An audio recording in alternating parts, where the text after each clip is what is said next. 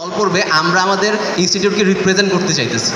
So এমন কোনো কাজ করো না যাতে করে তোমার ইনস্টিটিউটের উপর দাগ পড়ে, তোমার নিজের উপরও দাগ পড়ে, যার ফলে পুরো ব্যাচের সাফারার হইতে। সো এটা মাথায় রাখবে, টিচারদের অবশ্যই রেসপেক্ট দিবা, কোনো রকম বেয়াদবি ঘাওড়ামি কিছুই করবা না। আমাদের সবার এক্সাম ভালো হবে ইনশাআল্লাহ।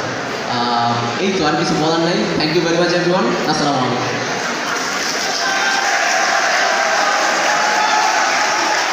ধন্যবাদ মারিয়া খান এবং ইউসাফ ইবনে মুজাহিদকে সুন্দর বক্তব্য উপস্থাপন করার জন্য।